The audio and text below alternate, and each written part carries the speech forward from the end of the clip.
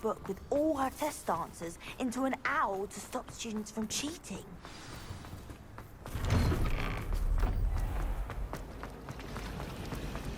Personally, I think...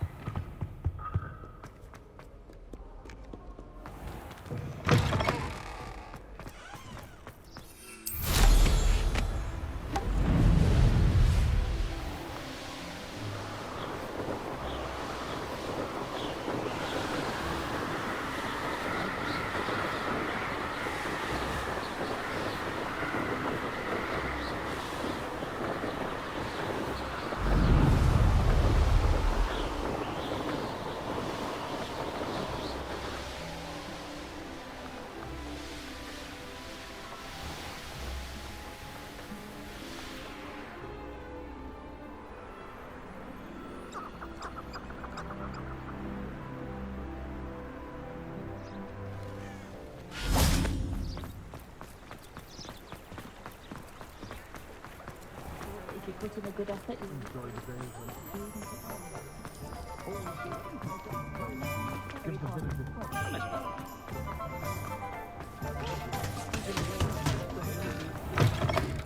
Folks still talk about you taking down that troll in the village circle. Revelio. You certainly made an impression. Over here. This is a change of pace from our last outing. Don't remind me. The thought of that tent still makes my blood boil. I've been thinking about those poor dragons in the fighting ring. The collars they were wearing, they appeared to be goblin silver. I think a collar is precisely what we found at that poacher camp. I've never known poachers to use anything like that before. The dragon that attacked my carriage was wearing a collar, and Professor Fig was genuinely baffled by its behavior. That attack always did strike me as a little strange, seemingly coming out of nowhere. Surely you aren't suggesting that the collars somehow control the poor creatures? Exactly. Merlin, I don't think the dragon we set free was wearing a collar, but we should check. And if we can find her, we can return her egg. That's a good idea. We need to see this through. I'll start looking into it right away. There was something else that I wanted to discuss with you.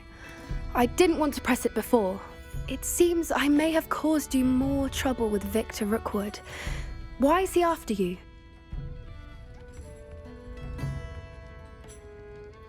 Rookwood is working with Ranrock, and Ranrock is after something I found at Gringotts. Fig had a portkey that led us there after the dragon attack. It's a bit of a long story, and Fig had asked that I not speak of it yet. Goodness. Well, that certainly helps to shed light on what we saw at the tent. Don't worry, I'll guard your secret as if it were my own. I shan't press for more details. In fact, I should probably be going. I'd like to track that dragon down as soon as I can. I'll let you know when I have news of her location.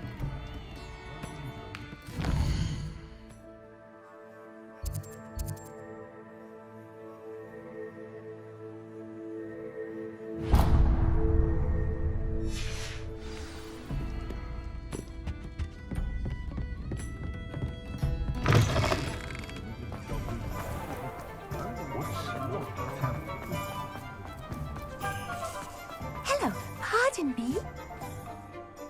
Hello there. Was there something you needed? Hello, I was wondering if you would be interested in having your own shop and a house elf to help you with it. Penny's the name. Penny's mistress is selling this shop, and Penny is most eager to start working with the new owner. It might surprise you to know that Penny can sell practically anything. Oh, it would be wonderful to have a place to sell things and someone to help me. You'll be able to give Penny almost anything that you want to sell. It will be no work at all for you once the shop is up and running. If you want the shop, and Penny hopes that you do, you should talk to Penny's mistress as soon as you can. Her name is Cassandra Mason. Why is your mistress selling the shop? And you? Penny cannot be certain, as Mistress Mason so rarely confides in her. However, she repeatedly mentions how tired she has become of trying to let the shop. She has had rotten bad luck with the last few tenants.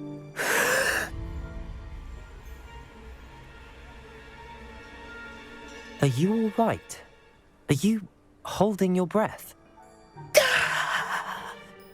Penny's fine. Sometimes Penny simply needs to remind herself to stop talking. What kind of things would I be able to sell in the shop? All kinds. Anything from essence of Disney to mooncalf fur. If a buyer exists for something, then Penny can sell it and get the best price. Just ask Mistress Mason. Why are the premises in such disarray?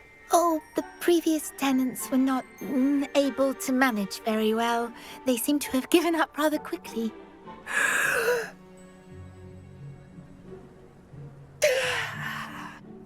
Penny is perfectly capable of helping clean and repair, so the shop will be ready for business in no time. How is it you're so good at selling? Seems unusual for a house elf. Oh, before he died, Penny's previous owner, Master Mason, trusted her to do all sorts of things to help him with his shop. Penny supposes it is a bit unusual for a house elf to possess such skill, but Master Mason commanded it, and Penny was happy to oblige. Master Mason was a wonderful master. All right. I shall go and find Madam Mason. Oh, this is splendid news indeed. You won't be sorry. You can find Mistress Mason at her home on the north edge of the village. Penny does hope she gets to work with you.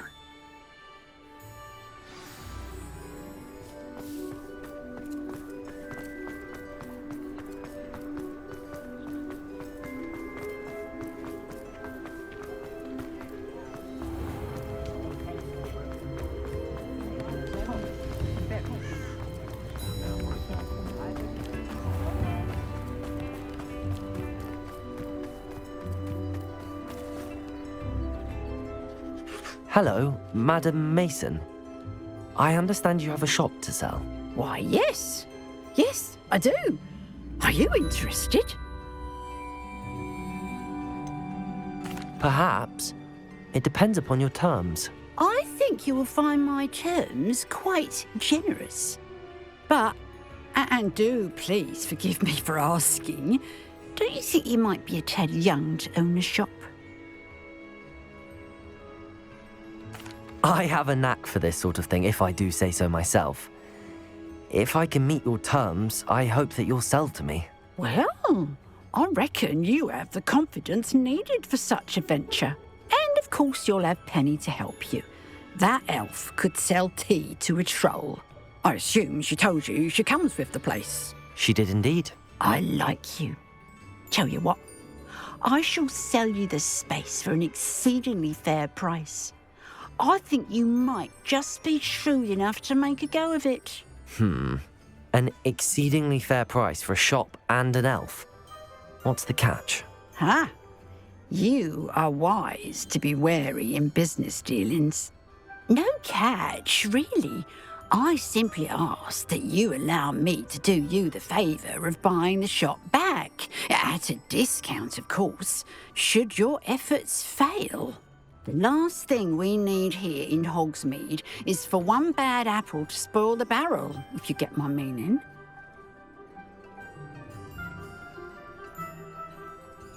Yes. An unsuccessful shop would be bad for nearby businesses, I'd imagine. Quick one you are. Do we have a deal? What precisely do you mean, should my efforts fail? Honestly, I only mean that if for some reason you're unable to keep the shop going, I could help you cut your losses. That's all. But, as you've implied, the odds of that happening are remote. The shop seems to be in an ideal location. Why has no one purchased it yet? It is indeed. But I've just decided to sell. I've grown weary of being a landlady. My late husband was the one with a passion for shopkeeping and business in general. You'd be wise to take advantage of this opportunity before the offers start rolling in.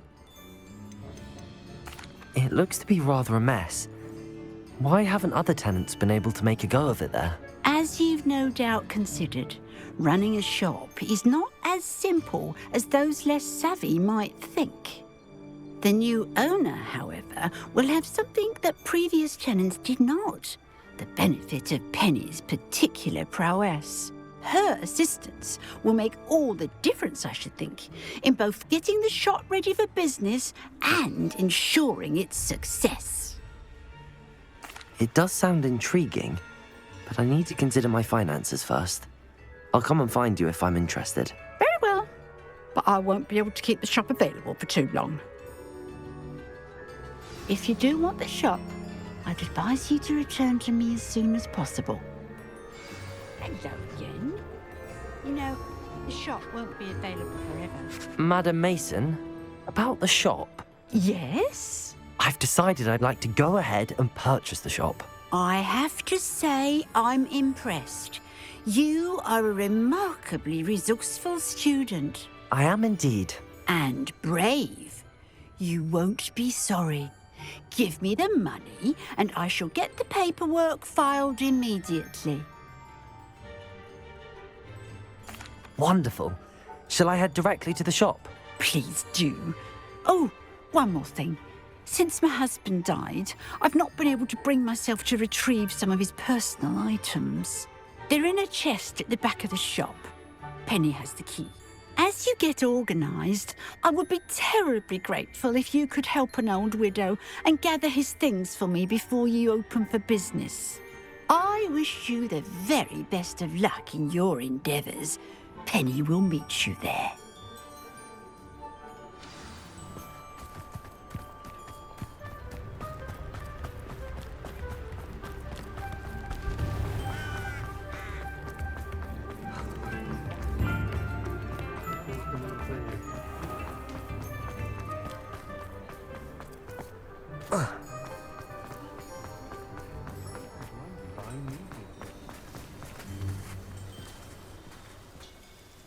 Well, I've done it, Penny. The shop is mine. Oh, Penny is so pleased. Penny was hoping you would be the one to purchase it. I'm glad you're here to help me. Goodness, what a kind thing to say. Penny will do all that she can to make this a success. There is much to do. The last tenant left in a bit of a rush, so we'll need to clean up and do some repairs. Well then, let's get to it. Penny is ready. Between the two of us, we should have this place up and running in no time. Repair. Nothing like a bit of hard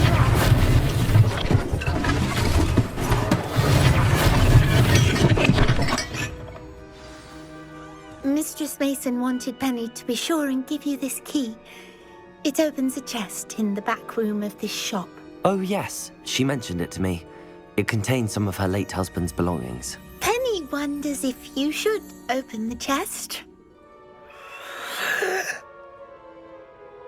Are you holding your breath again? Penny must get back to work now.